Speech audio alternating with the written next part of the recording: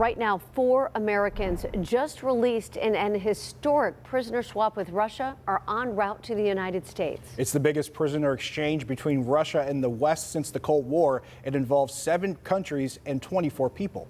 President Biden says the families of Marine veteran Paul Whelan, Wall Street Journal reporter Evan Gershkovich, and 2 others were able to speak with the newly released detainees from the Oval Office this morning. The deal is a significant and hard-fought win for the Biden administration. The deal that made this possible was a feat of diplomacy and friendship. Multiple countries helped get this done. They joined the difficult, complex negotiations at my request. So for anyone who questions whether allies matter, they do. They matter. And today is a powerful example of why it's vital to have friends in this world. Earlier today, KDKA spoke to the mother of Butler County native Marc Fogel. He was not included in that prisoner swap. Yeah, Fogel's been in a Russian jail cell since 2021 after being arrested for having less than an ounce of medical marijuana that he uses for a spinal condition. He was sentenced to 14 years in a maximum security prison in Russia. Malphine Fogel tells KDKA she's not up for talking about what happened today, but when we spoke to her on camera a few weeks ago, she shared that her son's health is very poor. He is now in the hospital, and he was able to call from the hospital. They're giving him injections for his back problems and who knows what else. He doesn't really know what they're doing because he has no translator. But he doesn't really complain. He hasn't complained at all about his treatment. It's been 3 years. And those 3 years are irretrievable. Well, she says the most important thing they can do is keep his name in the public eye, and that's just what a group of local lawmakers are working to do. KDKA political editor John Delano has more.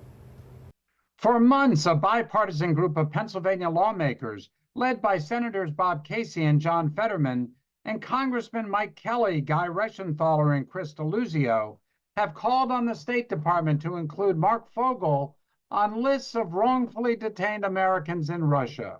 That has not happened yet.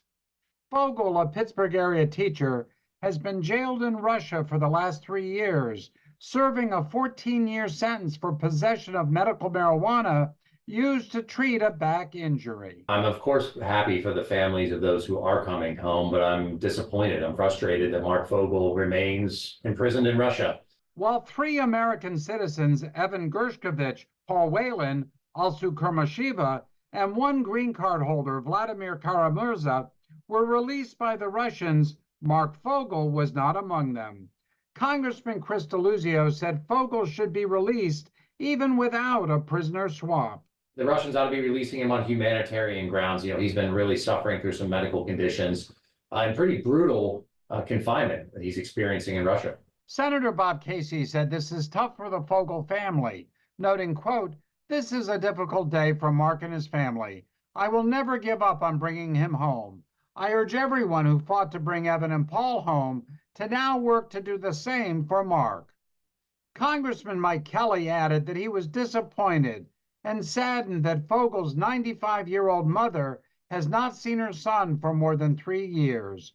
A spokesperson for Senator Fetterman said the senator was disappointed but added, quote, "Senator Fetterman remains confident the Biden-Harris administration is committed to bringing Marc home." No explanation yet from the White House on why Fogel was excluded.